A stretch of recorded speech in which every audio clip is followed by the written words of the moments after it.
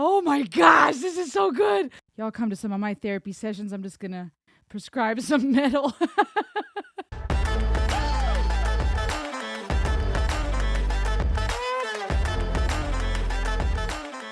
Hey everybody, welcome back. Welcome to the ultimate YouTube channel all about world music and psychology. It's your girl Rosalie. I'm so glad you're here. I've got all kinds of new things coming for you, so let's dive straight in. It is time for us to revisit Bloodywood. I listened to one of their songs and I was blown away. It was quite different than what I'm used to, really intense and really good. And it's time I check out another one of theirs. A shout out today goes to John, an awesome patron and supporter of mine. Thank you so much for your patience and grace waiting for this next request. I want to check out their song Aj. I hope I'm saying it right. This song has 3 million views, over 3 million views, and it's Indian folk metal. So I'm pretty excited to check it out. So make sure to subscribe, and here we go.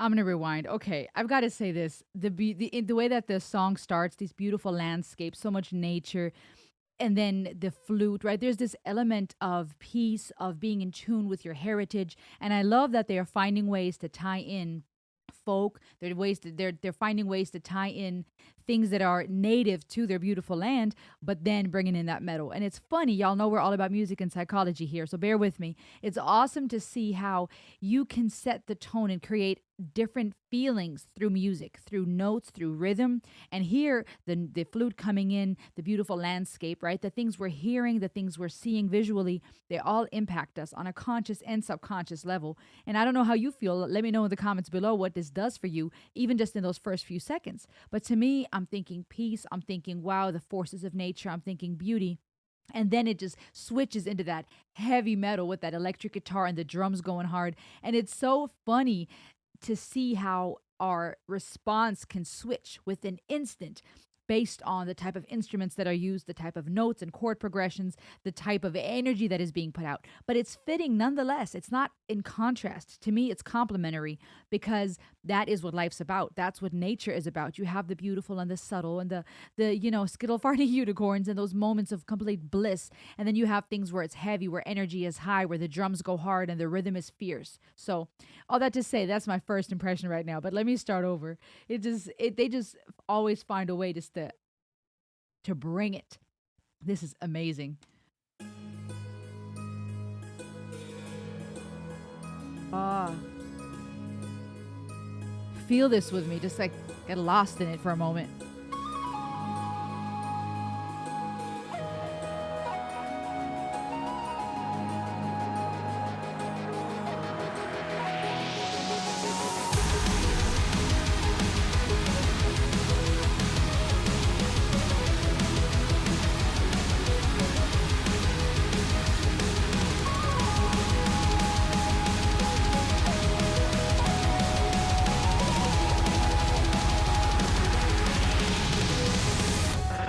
I see a bright light waiting at the end of the tunnel, and I might die in the dark, but the pain is part of the struggle. I got my demons at my back, but I'm ready to rumble. I found my reason to fight, so this time I am the trouble. I may be knocked back, but I'm a battle on and rock that. Gonna make it harder than hell spawn and top that. Push the limits, and if it's a fight, then I'm in it. Finish it as I begin it, I came here to win it.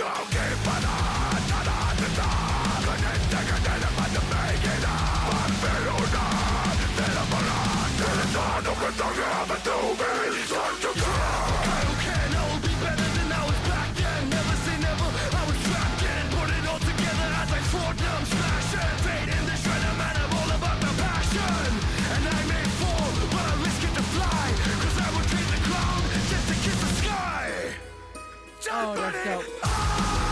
Oh!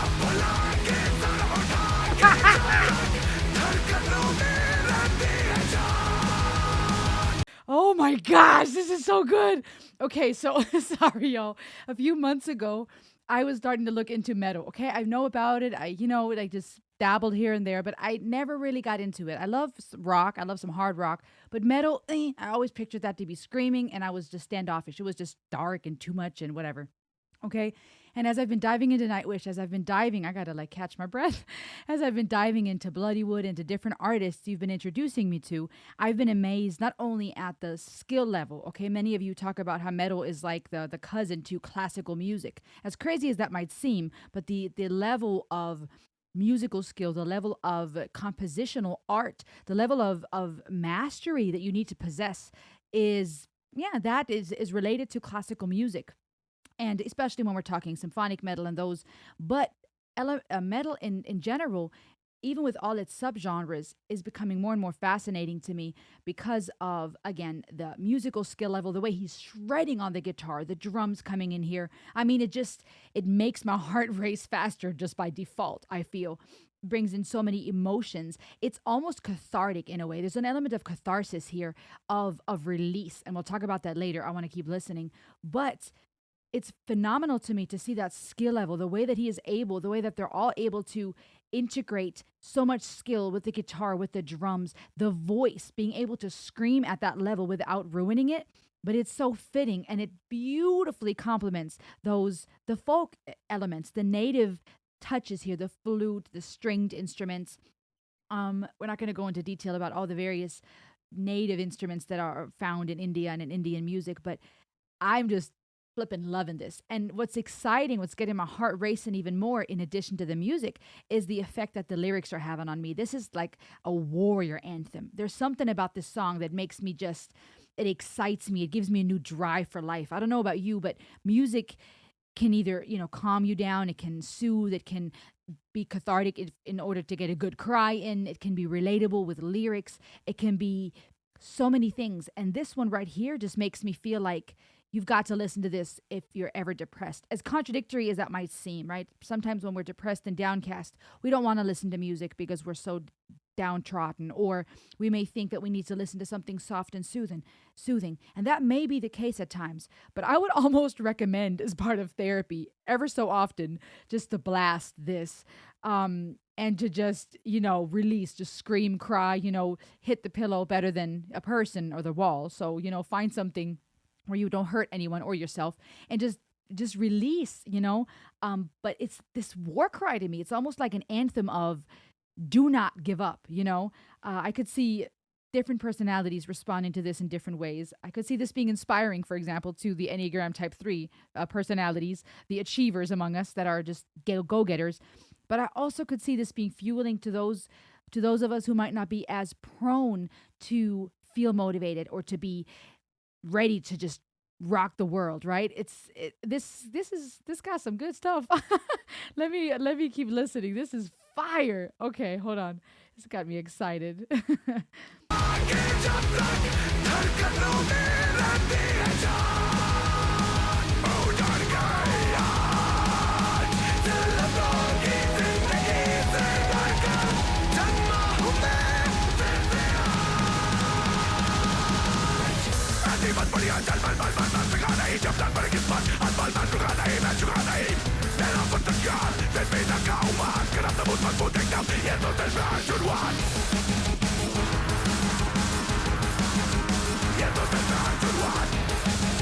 story has just begun. Heck yeah.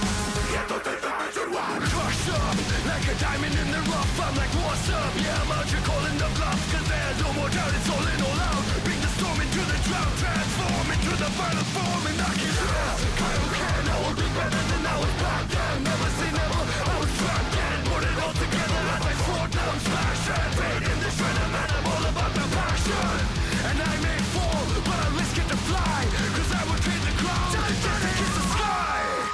I would trade the ground to kiss the sky.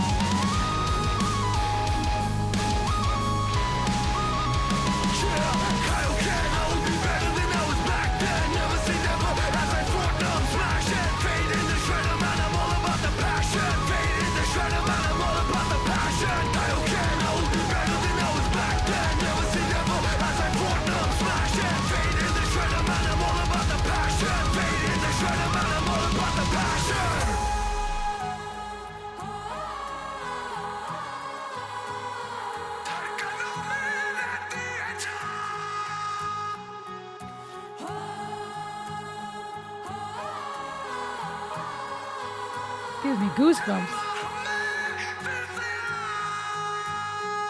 I see a bright light waiting at the end of the tunnel, and I might die in the dark, but the pain is part of the struggle. I got my demons at my back, but I'm ready to rumble. I found my reason to fight, so this time I am the trouble. I may be knocked back, but I'm a battle on and rock that. Gonna make it harder than hell, spawn and top that.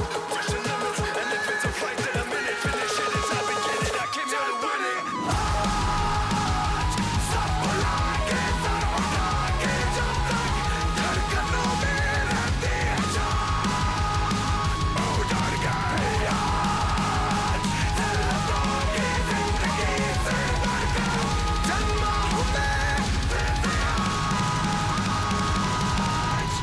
Oh, snap. Heck yes. Oh, shoot. Oh, my goodness. Y'all come to some of my therapy sessions. I'm just going to prescribe some metal. Lay on the couch. What troubles you, sir? Or what troubles you, ma'am? Here, I recommend 5 doses of heavy metal. Listen, guys. Whew. Oh, my goodness. I'm holding back, okay? Because sometimes if I get too crazy up in here, my whole table shakes. I'm so close to just getting up and just headbanging and rocking out. I'm not even kidding you. This is therapy. This music is therapeutic, okay? There is a time and place for everything. There's a time and place to cry. There's a time and place for medication. There's a time and place to talk about it, right? Talk therapy. There's so many strategies to deal with turmoil, and looking into various strategies is as old as time, right? That is why there are so many different schools of thought when we look at psychology. That's why there are so many fathers of psychology, if you will, right? People that have come and gone or that are still here that are trying to find the best way to deal with the human plight, right? We have people like Freud and Jung and all of these names that we know. We have people, even our time and in our current day and age, people like Dr. Yalom, who will look at the world through a certain lens in order to help people deal with their trauma, deal with their pain, with their death anxieties and existential fears. It is human for us to try to look for answers. And there are different books and so many resources that we can look into to find comfort, to find answers. But the thing with knowledge that I'm finding more and more, there's a hunger inside of me and many of us to understand things that are in our grasp naturally, things we can see and measure scientifically, as well as things that are beyond our comprehension, things that are in the metaphysical, that are in the supernatural, if you will. Right? I mean, this is old as time, the debates that we have, the various religions and philosophies, because we hunger for knowledge. We hunger for a remedy for the various states we find ourselves in. And when it comes to music, I feel like there is a time and place even for therapy through music. Very much so, maybe more than we realize. And again, there's a time for the calming music, the time for the spa and meditative relaxation, the classical music, the piano. There's comfort that can be found in pop songs and in rap songs, right? I mean, if you've been on this channel, if you've been following our journey, you've seen me bawl my eyes out to NF, right? You can get therapy through so many different forms of music. But what I find so therapeutic here specifically with metal, with this particular song especially, is for one, the message, and we'll talk about the lyrics in a second. It is also the marriage here between the native and the folk and the more quote unquote modern day instruments like the drums and the electric guitar.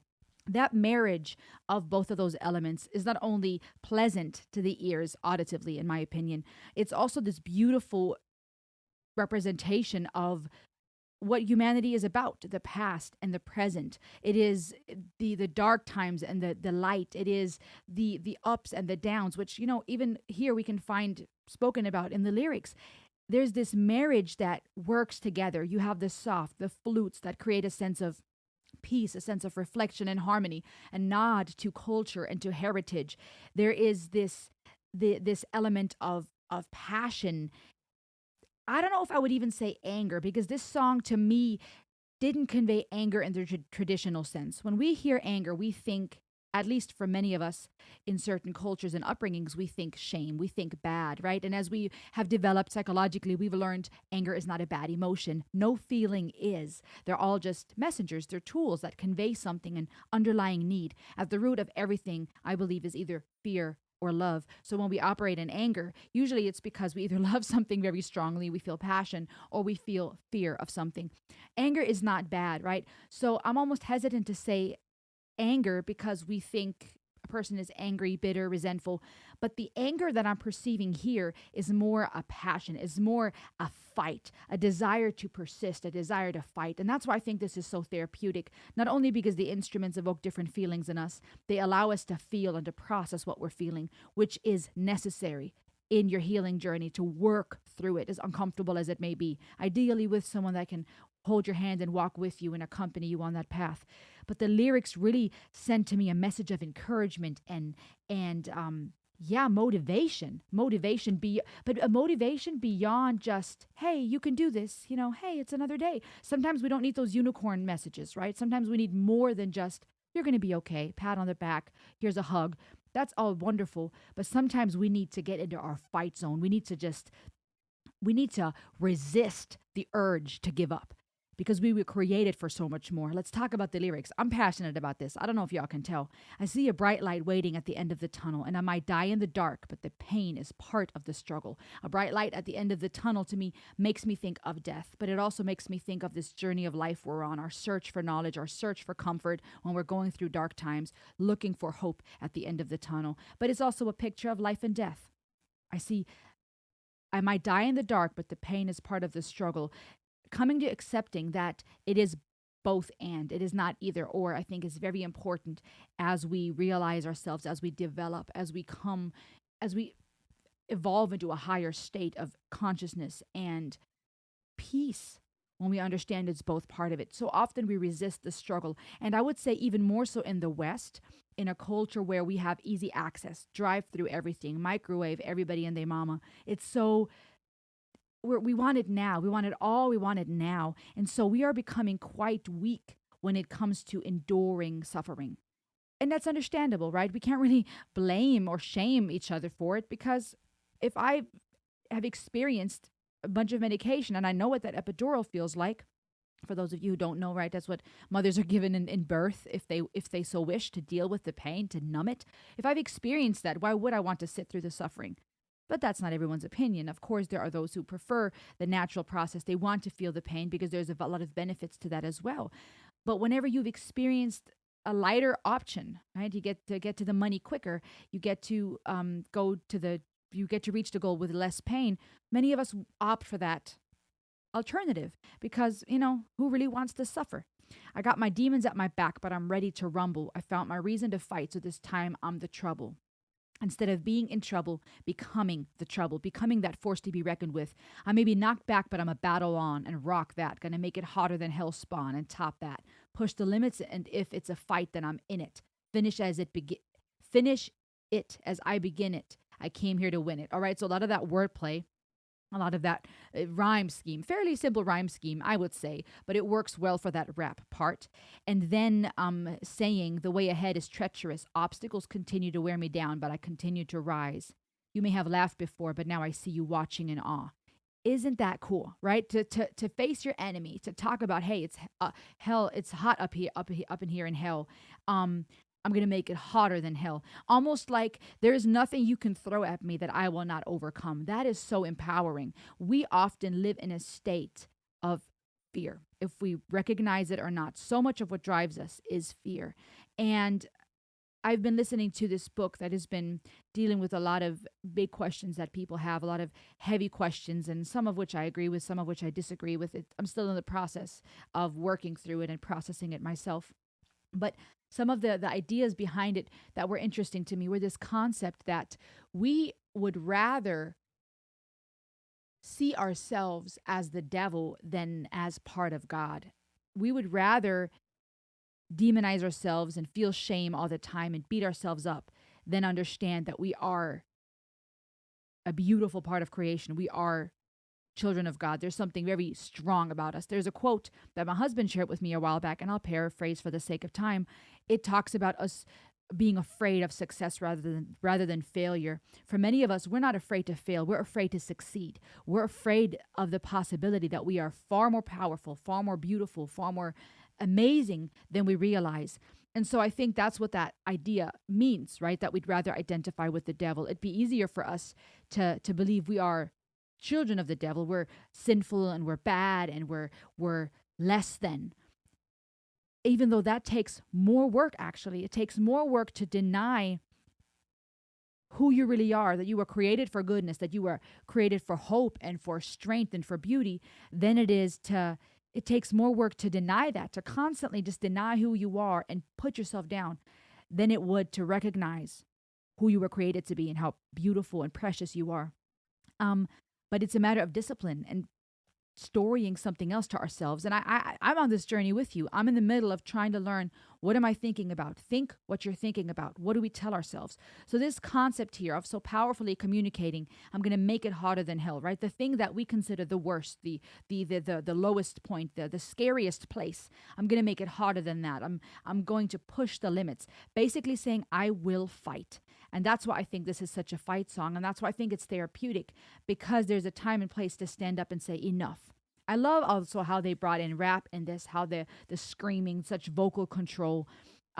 Even the vocalization of this woman in here added such a beautiful, peaceful, but strong accent to it. It was this beautiful dance between masculine and feminine energy, between force and subtle beauty, between tender vocalization and screaming. And that's so fitting to what life is about. That's exactly what life is about. There's death, there's life, there's black, there is white, there is beauty, there are ugly things, there's suffering, there are things that we deem evil and good, because we are in the process of creating. We are trying to understand life. We're in this mess, and it's all part of it. Anyways, I could talk about this for quite a while. What stood out to me, couple more things. I loved the wording, I uproot myself from a life of unfulfillment. Today I am reborn. Listen to those words. I uproot myself from a life of unfulfillment.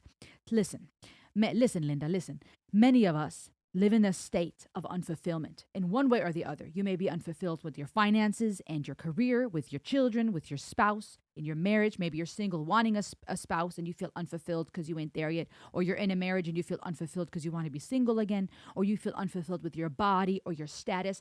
It's different for all of us. Maybe you're unfulfilled with your faith. Whatever it is, there may be something in your life that you feel unfulfilled.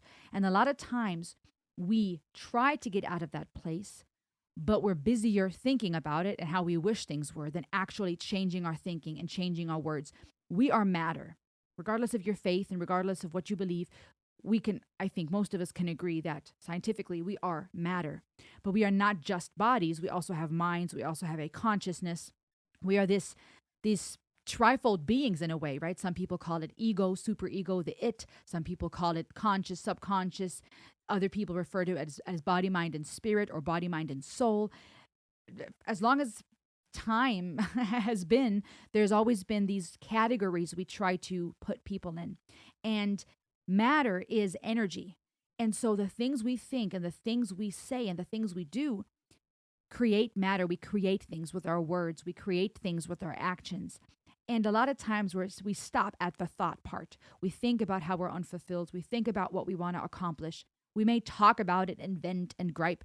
Sometimes we may act. We may try to make a difference. But we end up being caught in a cycle because we don't see the results we want. We're passionate with expectations, and we get caught up on those expectations unmet, that we find ourselves restless and continuously unfulfilled. It's this cycle, a catch-22. So for these words here to say, I uproot myself, is such a beautiful poetic picture to me, because we sow seeds every day with the things we think, with the things we say, with the things we do. And that's why I keep saying choose life in every area. And the seeds we sow eventually bear fruit. We know this saying, we reap what we sow, okay? But when we have sowed something, when we harvest something that is not life-giving, it's a rotten fruit, or it is not the fruit we wanted, or it's not as big as we wanted it to be, or it's not as small as we wanted it to be. A lot of times we may neglect that and try to just sow other seeds somewhere else, or we're unwilling to prune the fruit to help the plant. We may be hesitant to water it and make sure it has sunlight in order to help it thrive. But here to say, I uproot myself, is to me really tackling what the problem is. It's not painting the plant a new shade. It's not clipping away at the branches a little bit to make it look different. It's going to the root of the problem and saying, I'm going to uproot myself. I'm gonna just get the sucker from the bottom and uproot it. I'm going to uproot myself from that life of unfulfillment. I'm going to make a change. I'm going to be reborn. There's so much action, many, many action words in here that I just respect. I did not stop. I did not bow.